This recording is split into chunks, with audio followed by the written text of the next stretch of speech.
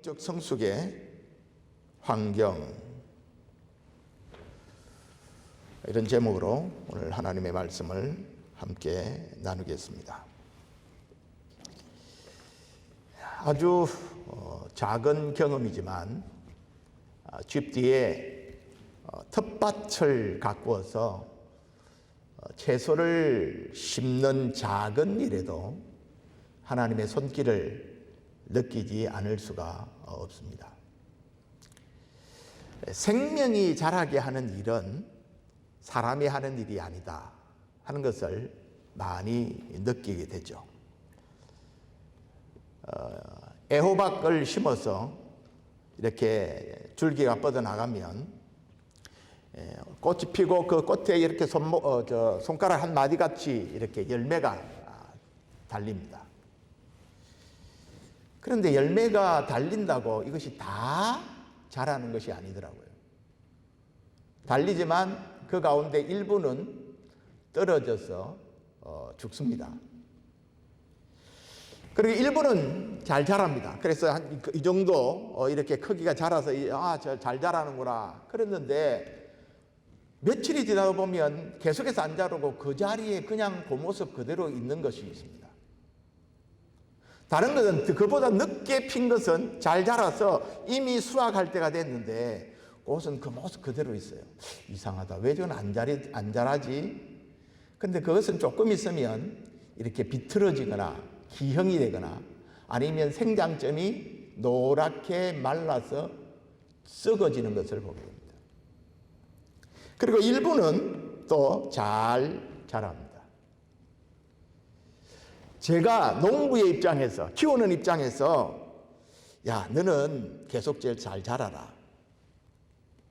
너는 내 기분 나쁘다. 너는 그냥 비틀어지라. 너는 떨어지라. 그렇게 하지 않습니다. 그런데 자기 스스로 알아서 어떤 것은 떨어지고 어떤 것은 비틀어지고 어떤 것은 썩고 어떤 것은 잘 자랍니다. 이런 것을 보면서 생명이 자라는 일에는 사람의 역할이 아닌 하나님이 하시는 일이 있다 하는 것을 깨닫게 됩니다. 목회라고 하는 사역의 현장에서도 성도들이 영적으로 자라고 열매를 맺는 성숙에 있어서도 마찬가지의 원리가 적용되어진다는 것을 느끼게 됩니다. 그래서 목회는 목사라고 하는 사람이 하는 일이 결코 아닙니다. 바울도 고린도 교회를 향해서 이런 고백을 한 적이 있죠. 나는 심었고 아볼로는 물을 주었으되 오직 하나님께서 자라게 하셨나니 그런즉 심는 이나 물 주는 이는 아무것도 아니로되 오직 자라게 하시는 이는 하나님뿐이니라. 그런 말씀을 하셨습니다. 사람이 영적으로 자라고 성숙해져 가는 것은 인간의 영역이 아닌 하나님이 하시는 일입니다. 그렇다면 이 목회라고 하는 영역에서 목사는 뭐 하는 사람인가 하는 질문을 스스로 해보게 됩니다. 인간이 그러면 무엇을 할 수 있는가 하는 생각을 한다는 것이죠. 씨를 심고 물을 주고 잘 자랄 수 있는 환경을 만드는 일까지는 사람이 하는 일. 그리고 그것이 정말 결실을 맺고 열매를 맺도록 자라게 하시는 이는 하나님의 역할입니다. 베드로 사도는 교회 안에 거짓 교사들이 가르친 잘못된 교리들, 또 성경을 왜곡시켜서 가르치는 잘못된 가르침이 교회 안에 퍼지게 될 때 이것을 이겨낼 수 있는 가장 강력한 수단은 우리가 하나님의 성품으로 자라가는 것이다. 그렇게 강조를 했습니다. 궁극적으로는 하나님의 사람으로 자라가는 일이 하나님이 하시는 일이지만 그러나 신의 성품으로 자라기 위해서 우리 인간들은 그럼 어떤 노력을 해야 하느냐 하는 것이죠. 오늘은 우리가 영적으로 성숙해지는데 어떤 환경이 필요하냐, 영적 성숙의 요소가 어떤 것이 있는가 하는 것을 살펴보므로 함께 은혜를 나누기를 원합니다. 우리가 영적으로 성숙하려면 첫째로 하나님의 약속을 날마다 리마인드하는 것이 필요합니다. 하나님의 약속을 날마다 기억하는 것이 필요하다 그 말입니다. 오늘 12절에서 15절은 베드로의 최후 진술입니다. 다르게 표현하면 베드로의 유언과 같다 그렇게 말할 수 있죠. 보통 유언은 그분이 품고 있던 평소에 가장 가치 있다고 생각하는 것, 최고의 관심사가 무언가 하는 것을 보여주는 것입니다. 자, 12절에서 15절을 우리가 같이 한번 읽겠습니다. 자, 12절에서 15절입니다. 시작. 그러므로 너희가 이것을 알고 이미 있는 진리에 서 있으나 내가 항상 너희에게 생각나게 하려라. 내가 이 장막에 있을 동안에 너희를 일깨워 생각나게 함이 옳은 줄로 여기노니 이는 우리 주 예수 그리스도께서 내게 지시하신 것 같이 나도 나의 장막을 벗어날 것이 임박한 줄 압니다. 내가 힘써 너희로 하여금 내가 떠난 후에라도 어느 때나 이런 것을 생각나게 하려 하노라. 그렇게 말했습니다. 여러분, 여기 반복되는 단어가 뭐죠? 반복되는 단어. 생각나게 한다 하는 말이 3번이나 반복되어 있습니다. 여기 장막이라는 단어가 2번 쓰였고 생각나게 한다고 하는 단어가 3번 사용되어졌습니다. 여러분, 장막이 뭡니까? 장막, 텐트죠. 텐트. 이동할 때 사용하는, 여행할 때 사용하는 임시 거처가 장막입니다. 베드로는 자신의 육신을 여행할 때 일시적으로 자고 잠자는 장막, 텐트에 비유하고 있습니다. 그러니까 베드로는 지금 자기의 인생이 나그네 인생이다 하는 것을 말하고 있는 것이죠. 바울도 똑같은 말을 했습니다. 고린도후서 5장 1절에 보면 만일 땅에 있는 우리의 장막집이 무너지면 하나님께서 지으신 집, 곧 손으로 지은 것이 아니요 하늘에 있는 영원한 집이 우리에게 있는 줄 안다. 그렇게 말했어요. 여기 땅에 있는 집이 있고 하늘에 있는 집이 있다. 그렇게 말했습니다. 땅에 있는 집은 장막집이라고 표현했고 하늘에 있는 집은 영원한 집이다. 그렇게 표현을 했습니다. 지금 우리가 이 땅에서 살아가는 우리의 육신은 장막집입니다. 텐트입니다. 베드로는 자신의 육신이 텐트와 같다고 나그네 인생이라는 것을 잘 알고 자신의 죽음이 임박했다, 가까웠다는 것을 지금 깊이 인식하고 있는 것이죠. 14절에 보면 나도 나의 장막집을 벗어날 것이 임박한 줄을 안다. 그렇게 이야기했습니다. 여러분, 살아가면서 중요한 사실 하나는 죽음이 곧 우리에게 가까이 있다고 하는 것을 인식하며 살아가는 것입니다. 내가 무한대로 이 땅에 사는 것이 아니라고 하는 것을 늘 깨닫는 것이 중요합니다. 그래서 시편 기자도 보면 시편 90편 12절에 우리에게 우리 날 계수함을 가르쳐 주셔서 지혜로운 마음을 얻게 해 주십시오. 그렇게 기도하는 것을 보게 됩니다. 여러분, 우리가 이 땅의 삶을 살면서 가능한 대로 실수를 적게 하고 후회할 일을 덜 하고 좀 더 지혜롭게 살아가려면 끝이 있다는 사실을 생각하며 살아가는 것입니다. 그런데 인생의 끝인 죽음을 어떻게 이해하느냐 하는 것이 또 굉장히 중요합니다. 인생 죽을 건데 이런 것하고 죽음의 의미를 정확하게 이해하는 것과는 굉장히 차이가 있죠. 베드로가 죽음을 어떻게 이해하고 있는지를 보여주는 중요한 표현이 오늘 15절에 나옵니다. 15절 이렇게 시작하죠. 내가 힘써 너희로 하여금 내가 떠난 후에라도 라고 말합니다. 자기 죽음을 뭐라고 이야기합니까? 떠난다 라고 표현해요. 여기 떠난다, 떠난이라고 하는 이 단어, 헬라어 단어는 엑소돈이라는 단어입니다. 엑소돈. 이 단어에서 명사가 나온 것이 엑소도스라는 단어입니다. 엑소도스가 뭐죠? 출애굽이 엑소도스입니다. 그러니까 지금 베드로는 죽음을 무엇이라고 이야기하고 있느냐 하면 죽음을 탈출이라고 표현하고 있습니다.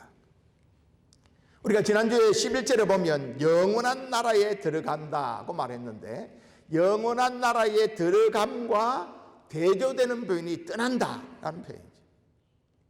그러니까 여러분 우리가 영원한 하나님의 나라에 들어가려면 뭐가 전제되어야 됩니까? 떠나는 게 전제가 되어야 됩니다. 그러니까 베드로는 지금 죽음을 어떻게 이해하고 있느냐 하면 애굽의 속박과 포로 생활에서부터 새로운 땅 가나안으로 가는 출애굽과 같은 것으로 지금 자신의 죽음을 이해하고 있는 것입니다.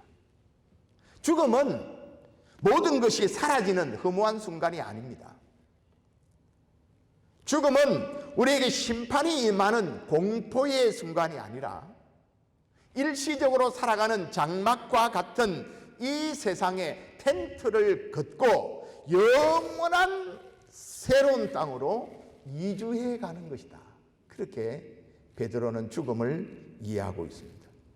수고와 갈등과 오해와 질병과 죄의 유혹이 넘쳐나는 이 죄악된 세상을 탈출해서 엑소도스해서 영원한 영광의 나라로 옮겨가는 것이다. 그렇게 이해하고 있습니다. 사랑하는 여러분, 우리의 육신은 우리가 잠시 거주할 집이나 장막에 불과합니다.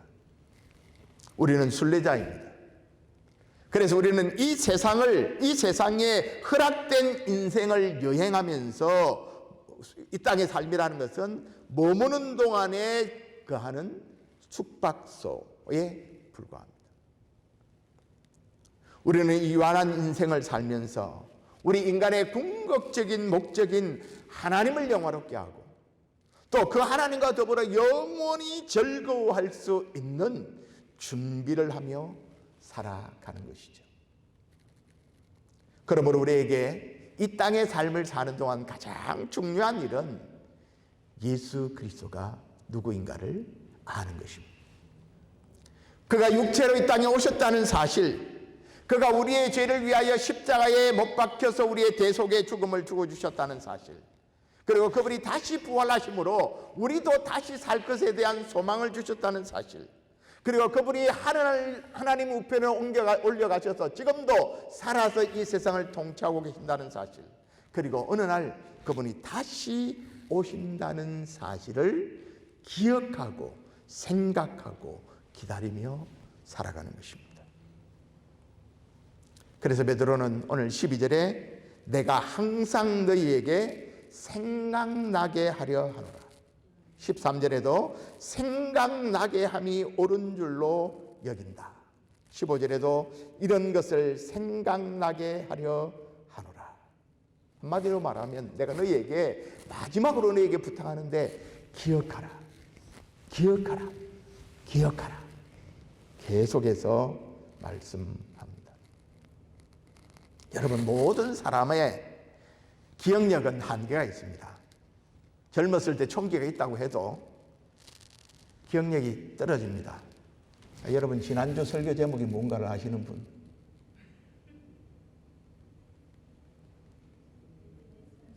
지난주 설교 제목이 뭐죠? 예, 감사합니다. 왜 우리의 믿음이 성숙한 것이 필요하냐? 그 이야기를 드렸죠. 저렇게 기억하는 것은 전혀 생각 안 하다가 오늘 지금 당장 기억이 났으면 굉장히 천재고요. 그렇지 않으면 계속 묵상했기 때문입니다. 여러분 나이가 들면 뇌 세포가 손상이 옵니다. 그래서 기억력이 자꾸 떨어지죠. 그래서 뭐가 필요합니까? 계속해서 묵상하고 생각하지 않으면 기억력은 떨어지게 돼 있습니다. 그래서 계속 뭐 하는 게 필요합니까? 계속 다시 생각하는, 다시 기억하는 이런 작업이 우리에게 필요합니다. 그래서 베드로는 죽기 전에 성도들에게 막 교회 안에 많은 거짓 교사들이 득세하는 것을 보고, 오늘 장로님도 기도하셨지만 성경이 분명히 동성애를 죄라고 말하는데도 동성애는 그 사람의 경향성이다 라고 말하는 사람들이 교회 안에 있는 것이죠. 예수 그리스도를 믿음으로 구원 얻는 진리가 유일한 구원의 진리임에도 불구하고 성실하게 살고 착하게 살고 무슨 종교든 열심히 믿으면 구원을 받을 수 있다고 말하는 사람들이 오늘날 교회 안에 있는 것이 현실이라는 것입니다. 예수 그리스도의 십자가의 죽으심의 의미와 부활, 그분의 성천, 그리고 그분이 다시 오신다는 사실을 결코 잊어서는 안 된다. 이것이 내 마지막 소원이요 내 마지막 유언이다 라고 말하고 있습니다. 여러분 많은 사람들이 처음 복음을 받았고 예수를 믿게 되었을 때의 그 첫사랑의 감동과 감격을 세월이 지나면 잊어버립니다. 하나님이 우리를 어떻게 도와주셨는지, 하나님이 내 삶에 어떤 은혜를 부어주셨는지, 어떻게 내 기도를 응답해 주셨는지를 여러분 쉽게 망각해버립니다. 그래서 예수님도 우리 인간이 이렇게 잘 잊어버린다는 것을 잘 아셨기 때문에 예수님도 기억하라고 하시면서 한 가지 예식을 우리에게 정해주셨죠. 무엇입니까 그게? 성만찬 예식입니다. 예수님께서 제자들과 마지막 유월절 식사를 나누시면서 포도주와 떡을 나누시면서 하신 말씀이죠. 떡을 가져 감사기도 하시고 떼어 그들에게 주시며 이르시되 이것은 너희를 위하여 주는 내 몸이라. 너희가 이것을 행하여 뭐라고요? 나를 기념하라. Remembrance of me. 나를 기념하라. 나를 기억하라. 그렇게 말씀했습니다. 그래서 여러분 우리가 오늘날 성찬을 참여할 때마다 예수님께서 우리를 위하여 살찌으시고 피 흘려 주셨다는 사실을 계속해서 리마인드하는 것이죠. 성령이 하시는 중요한 일은 뭘까요? 성령이 우리를 보호하시기도 하고 우리를 지키시기도 하지만 성령이 하시는 중요한 일 가운데 하나가 기억나게 하는 것입니다. 요한복음 14장 26절에 보면 보혜사 곧 아버지께서 내 이름으로 보내실 성령, 그가 너희에게 모든 것을 가르치고 내가 너희에게 말한 모든 것을 뭐 한다고요? 생각나게 하리라. 그러면 여러분 설교의 기능이 뭘까요? 설교의 기능은 생각나게 하는 것입니다. 리마인드 시켜주는 것입니다. 성부, 성자, 성령 하나님이 어떤 분이신지, 그분이 우리를 위하여 무슨 일을 하셨는지, 그리고 앞으로 그분이 무엇을 이루실 것인지를 계속해서 잊어버리지 않게 리마인드 시키는 일이 설교의 기능입니다. 그래서 교회가 하는 주요한 임무는 뭡니까? 새롭고 흥미진진한 정보와 사상을 전수해 주는 것이 교회 기능이 아닙니다. 예수 그리스도의 복음의 내용을 반복하고 예수 그리스도 안에 있는 하나님의 진리를 성도들이 계속 기억할 수 있도록 상기시켜주는 일. 그러므로 여러분, 하나님의 말씀을 듣는 일 자체가 얼마나 중요한 일인지 모릅니다. 베드로의 생애를 보면 베드로가 참 실수를 많이 한 사람이죠. 성격이 급한 사람일수록 실수를 많이 합니다. 다른 사람에게 좋은 것을 많이 주고 싶어 하는 사람일수록 실수를 많이 합니다. 베드로가 예수님에게 칭찬도 받지만 책망도 받습니다.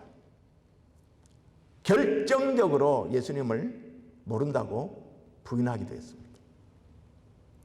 예수님의 부활은 생각지도 못했고 두려워서 숨었던 사람입니다.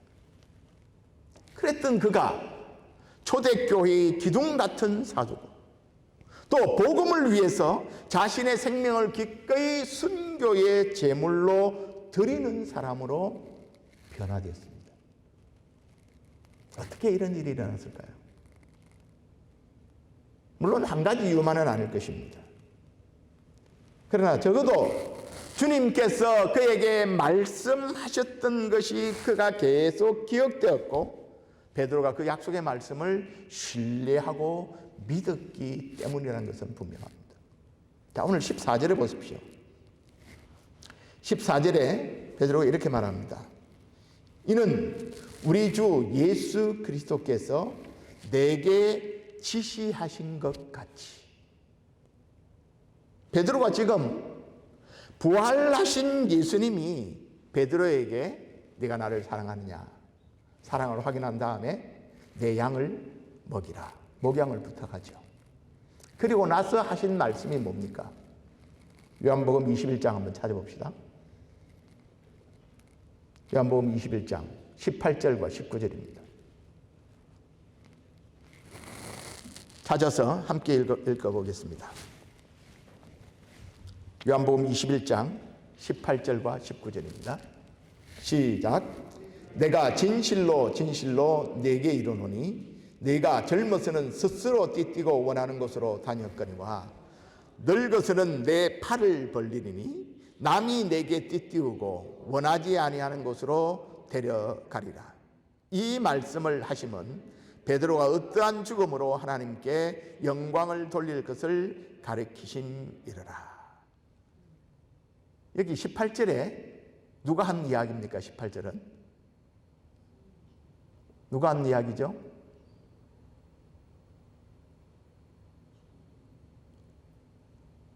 누가 한 이야기예요? 내가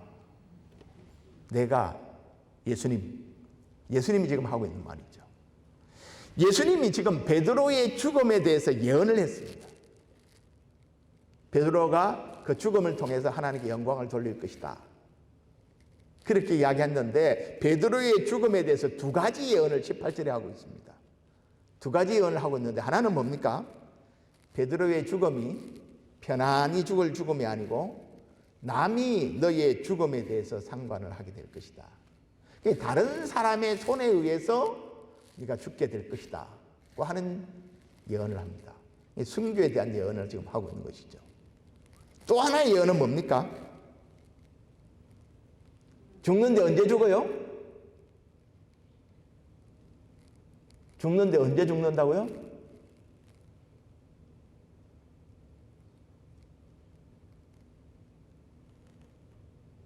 안 나와 있습니까? 베드로가 죽는데 언제 죽는다고 그랬습니까?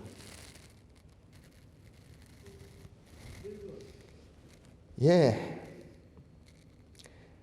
내가 젊어서는 스스로 짐 띠띠고 원하는 곳으로 다녔거니와 늙어서는 네 팔을 벌리니 남이 내게 띠띠우고 원하지 않은 곳으로 데려가리라. 그러니까 지금 베드로가 늙어서는 남이 자기가 원하지 않는 남이 자기의 생명에 대해서 생명을 다루게 될 것이다. 그 이야기 했는데 그게 언제라고요? 늙어서 그렇게 된다. 젊어서는 죽지 않고 늙어서 죽게 될 것이다 라고 하는 것을 지금 베드로에게 예언하셨습니다. 예수님께서 베드로에게 이 말씀을 하실 때가 30대 초반 베드로가 초중반 되었을 때고, 지금 여기 베드로후서에서 베드로가 이 말을 상기시킬 때는 60대 중반입니다. 적어도 30년의 시간이 흐른 뒤죠. 그런데 이 예수님의 예언이, 베드로의 생애에 대한 예수님의 예언이 베드로에게 어떻게 영향을 미쳤을까?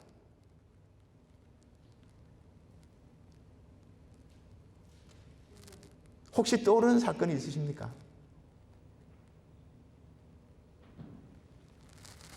사도행전 12장에 보면, 우리 사도행전 12장은 주로 합심해서 교회가 기도하면, 중보 기도하면 하나님 응답하신다고 하는 증거 장면으로 자주 인용을 하죠.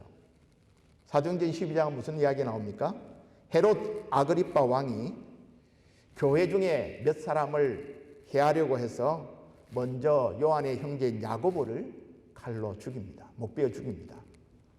그런데 이 정치가들은요, 회중들이, 이 투표권이 있는 사람들이 어떻게 반응하느냐에 따라서 정책이 결정이 되거든요.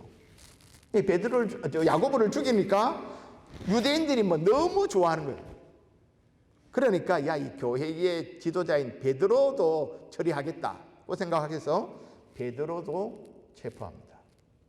그런데 마침 그때가 유월절 기간이기 때문에 유월절을 마치고 죽이기 위해서 감옥에 가둬두죠. 6절에 보면 이제 유월절이 지나고 내일이면 이제 베드로를 처형할 날입니다. 6절에 보면 헤롯이 잡아내려고 하는 그 전날 밤에 베드로가 두 군인 틈에서 두 쇠사슬에 매어 누워 자는데 파수꾼이 문 밖에서 옥을 지키더니 호련히 주의 사자가 나타나매 옥중에 광채가 빛나며 또 베드로의 옆구리를 쳐 깨워 이르되 급히 일어나라 하니 쇠사슬이 그 손에서 벗어지니라. 자, 지금 상황이요, 베드로가 체포돼서 감옥에 갇혔습니다. 그의 동료였던 야고보는 이미 목베어 죽임을 받아 죽었습니다. 내일 자기의 사형이 집행되는 날입니다. 그날 밤에, 그 전날 밤에 지금 손에 그 쇠사슬에 묶여서 두 군인이 옆에서 함께 자고 바깥에 또 파수꾼이 있고, 그런 상황에서 지금 베드로가 마지막 감옥에서 잠을 잡니다. 잠이 잘 오겠습니까? 잠이 잘 오겠습니까? 그런데 지금 베드로가 잠을 잘 자고 있습니까? 잘못 자고 있습니까? 잘 자고 있습니다. 코를 골았는지도 모르죠. 어떻게 잘 자고 있었다는 걸 알 수 있습니까? 천사가 옆구리를 쳐서 깨웠습니다. 여러분, 이게 어떻게 가능할게요, 이런 게? 베드로가 그만큼 강심장이었습니까? 그렇지 않다는 걸 우리 잘 알잖아요. 베드로가 자기가 예수님의 제자인 것이 발각이 되면 자기에게 해가 있을 줄 알고 모른다고 부인했던 사람이고, 예수님이 십자가에 못 박힐 땐 저 도망가서 숨어 있었던 사람인데 뭔 배짱으로 잠을 쿨쿨 잘 수 있었을까요? 이것은 베드로가 요한복음 21장에서 예수님이 그에 대한 예언을 기억했다는 사실을 보여주는 것입니다. 주님의 약속 앞에 자신의 생애를 온전히 맡기는 베드로가, 주님이 내가 젊어서 죽지 않고 늙어서 죽는다고 말씀하셨다. 지금은 내가 죽을 시점이 아니다. 그래서 지금 헤롯이 나를 죽이려고 해도 나는 지금 죽일 타임이 아니다. 죽인다고 해도 나는 안 죽는다 라고 마음의 평안을 줬다고 해석하면, 여러분, 이게 지나친 추측일까요?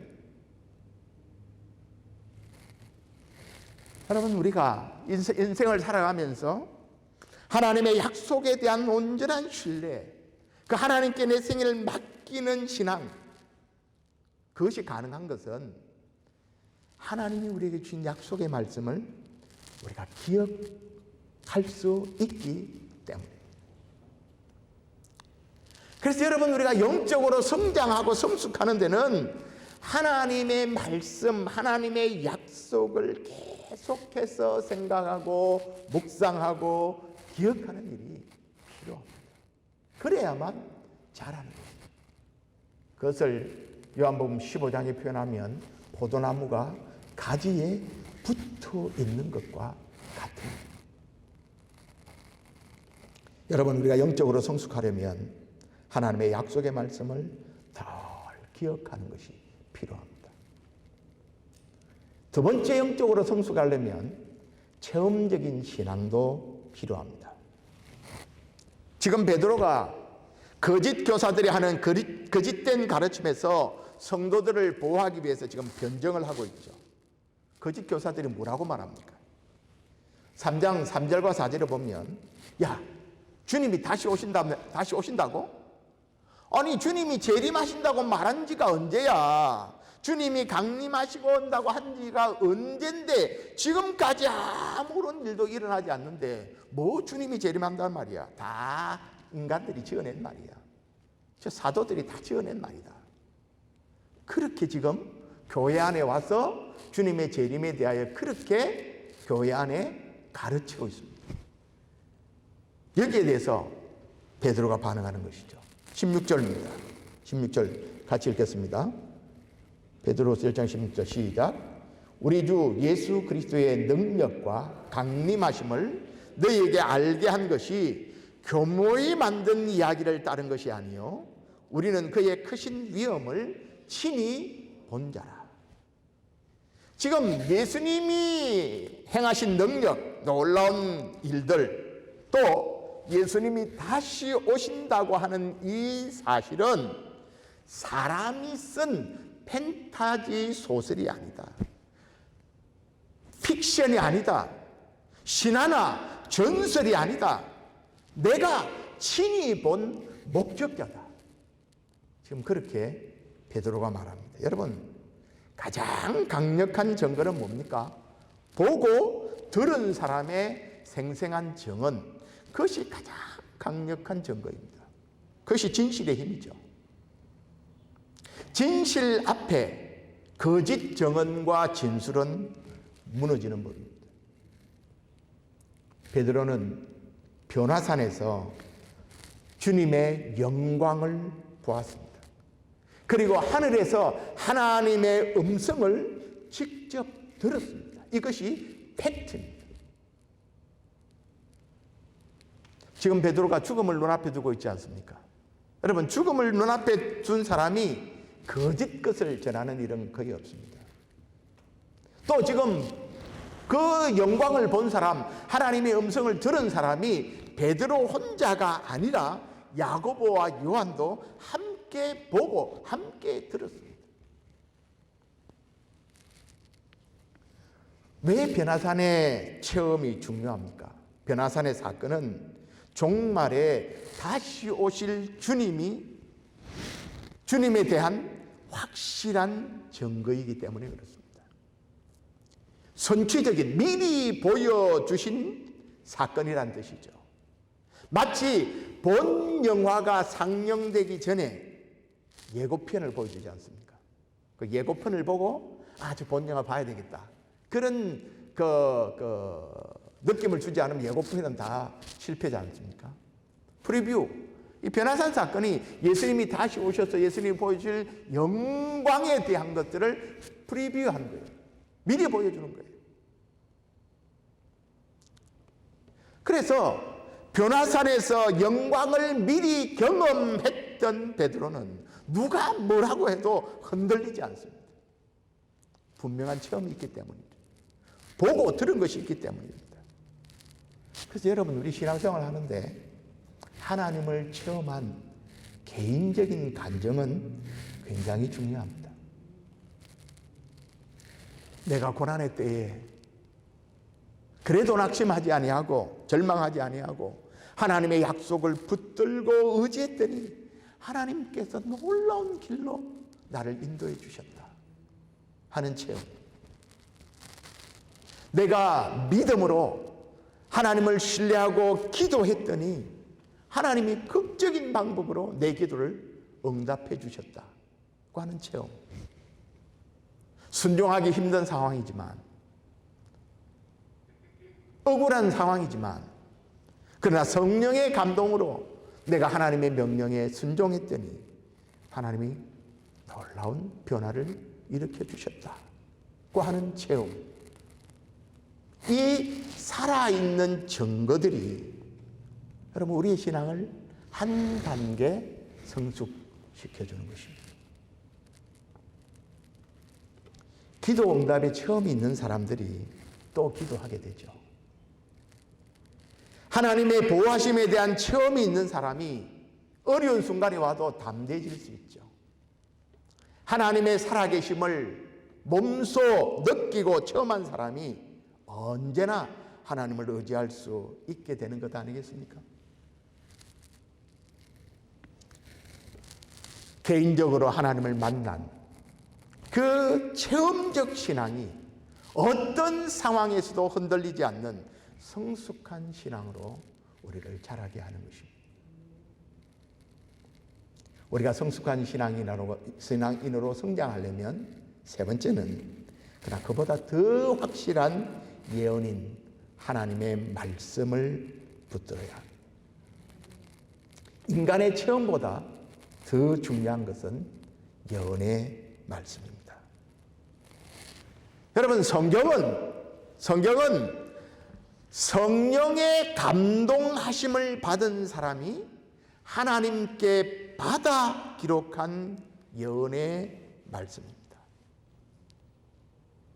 사람이 기록하긴 했지만 사람의 작품이 아니라 성령의 감동으로 기록된 하나님의 작품입니다. 그리고 이 구약의 예언자들이 전했던 메시지, 그 중심 내용은 바로 예수 그리스도십니다. 인간의 저자가 있는 것이 분명하지만 그래서 그 사람이 가지고 있는 학식이나 그 사람의 경험이나 그 사람의 그 모든 배경이 그 성경에 포함되어 있긴 하지만 그러나 인간의 저자가 인간의 뜻을 기록한 것이 아니라 성령의 감동으로 기록한 하나님의 작품이라는 사실, 이것을 우리는 잊어버리면 안 돼요. 그래서 우리가 성경을 읽을 때 야, 이건 내 마음에 드니까 이건 내가 수용, 이건 내 마음에 아니니까 이건 아니야, 그렇게 할 수 없다는 말이에요. 오늘 많은 자유주의 신학자들이 하나님의 말씀에 대해서 기적 같은 것은 잘라냅니다. 그러면 다 잘라내고 나면 뭐가 남습니까? 가죽 껍데기밖에 안 나와요.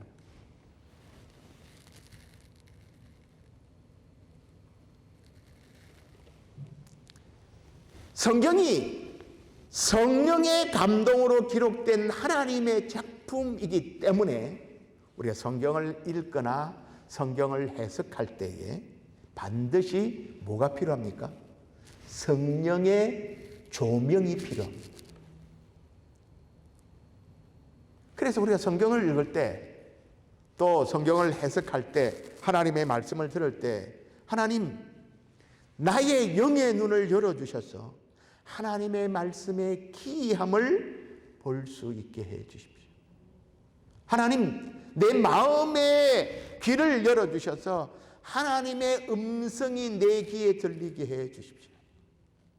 하나님, 하나님의 말씀이 나의 삶을 비추어서 내 삶의 더럽고 추한 모습이 드러나게 하시고 치유받고 고침받고 회복되게 해 주십시오 라고 하는 성령의 조명을 우리는 구해야 합니다. 하나님의 말씀인 성경은 우리의 생활과 우리의 신앙의 유일무이한 절대적인 법칙이요 기준입니다. 성경보다 더 큰 권위가 없습니다. 아무리 우리가 신비한 체험을 했다 할지라도 그것이 성경의 권위 아래 있어야지, 성경의 권위보다 더 높아지면 그 체험은 잘못된 것입니다. 그래서 디모데후서 3장 16절 17절에 보면 모든 성경은 하나님의 감동으로 된 것으로 교훈과 책망과 바르게 함과 의로 교육하기에 유익하니, 이는 성경이 있는 이유는 그랬죠? 하나님의 사람으로 온전하게 하며 모든 선한 일을 행할 능력을 갖추게 하려 함이라. 말합니다. 자, 하나님의 사람으로 온전하게 하며, 베드로의 표현으로 하면 뭐라고 표현할 수 있습니까? 신의 성품에서 자라게 하며.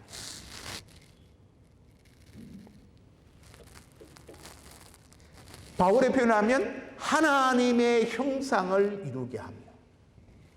다 같은 의미입니다. 여러분, 우리 자신의 생각, 우리 자신의 판단, 우리의 환경, 우리의 상황이 우선이 아니라 하나님의 말씀에 근거한 신앙생활이 성숙한 신앙의 최고의 조건입니다. 여러분, 우리가 인생이라고 하는 집을 세울 때 가장 지혜로운 건축자는 어떤 건축자일까요? 예수님이 마태복음 7장에서 말씀하셨습니다. 누구든지 나의 이 말을 듣고 행하는 자는 그 집을 반석 위에 지은 지혜로운 사람이다. 만일 나의 이 말을 듣고 행하지 아니하는 사람은 그 집을 모래 위에 지은 어리석은 사람 같다라고 말씀했습니다. 여러분, 오늘 여기에 올바른 성경관과 성경 해석의 원리가 있지만 이것은 3장 마지막 강의 때 좀 더 다루기로 하겠습니다. 하나님은 우리가 영적으로 자라기를 원하십니다. 우리가 아들의 형상을 본받아서 신의 성품에 합당한 자로 자라가기를 원합니다. 우리가 영적으로 자라가기 위하여 우리에게 필요한 성장, 영적 성장의 요소들은 우리가 계속해서 하나님의 말씀을 리마인드하는 것입니다. 기억하는 것입니다. 이론이 아닌 다른 사람이 뭐라고 하더라라고 하는 것이 아닌 하나님의 능력과 인도하심에 대한 개인의 살아있는 체험이 필요합니다. 내가 만난 하나님, 체험적인 신앙이 우리에게 필요하다는 것이죠. 그래서 체험적인 신앙이 생기려면 해봐야 합니다. 믿고 해봐야 합니다. 무엇보다도 하나님의 말씀을 최고의 권위에 두고 순종하고 의지해야 합니다. 사랑하는 여러분, 우리가 사는 이 세상은 영원하지 않습니다. 하나님이 우리를 이 땅에 보내주셨습니다. 그리고 머지않아 하나님께로 우리는 돌아가게 될 것입니다. 그동안 우리는 잠시 육신을 입고 이 세상에서 살아갑니다. 우리에게 주신 하나님의 약속의 말씀을 기억하고 온전히 우리가 이 말씀 앞에 우리의 생애를 맡길 때, 우리의 삶을 맡길 때 우리는 하나님이 기대하는 최선의 인생을 살 수 있게 될 것입니다. 하나님 앞에 설 때 부끄럽지 않게, 하나님 앞에 설 때 영광스럽게 주님을 맞이할 수 있는 믿음의 준비를 하며 살아가는 저와 여러분이 될 수 있기를 바랍니다. 기도하겠습니다.